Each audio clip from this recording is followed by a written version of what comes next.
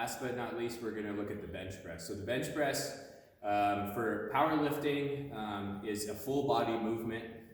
So I'm gonna teach it to you that way, so that way you can teach it to neurologically connect through the whole chain of muscles, and not just making it a bodybuilding bench press, which is just for pec growth, essentially, or lat and tricep growth as well. But if that's what you want to do, there's different modifications you can do to it. But today we're going to do a powerlifting bench press.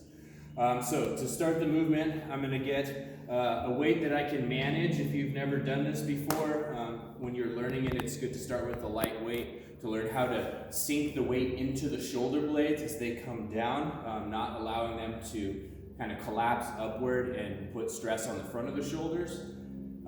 When you lay back under the bar, I like to use my forehead as a guide for where the bar should sit in the start position.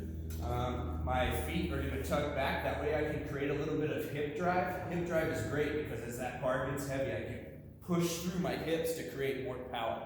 As far as where your hands are going to start, again, I like just inside or just outside my shoulders, so I kind of just eyeball that when I get there.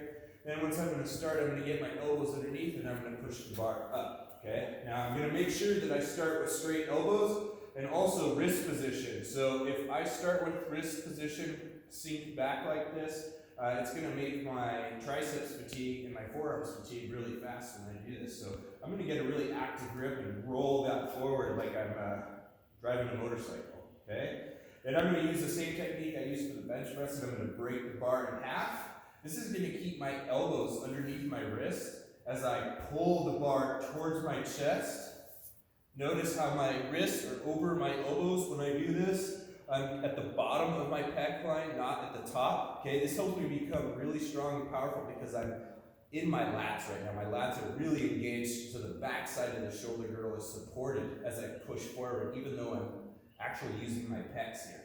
And then I'm going to breathe out as I drive up. So again, pulling down, wrist over elbows, and then drive up. Okay? When you wrap, all the way back, and then in. Don't try to kind of feed it. Just throw it back into the rack. Okay? Common mistakes here. There's two of them. One, the loss of hip drive, which I'll show you first.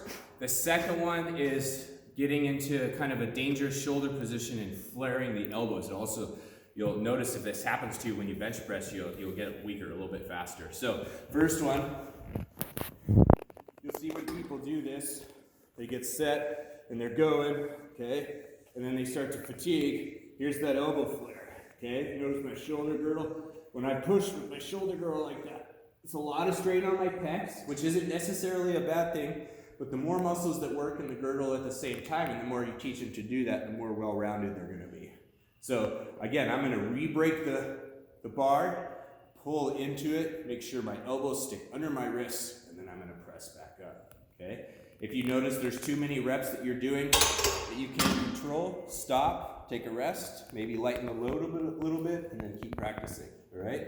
Now the other thing is if my legs like to kick up, or even one of them, that's a big loss of power. And I see it all the time. People like to, as it really gets heavy, they think doing one of these numbers or benching like this is going to make them stronger. It actually takes a lot of that connection out of the floor. So get your feet back.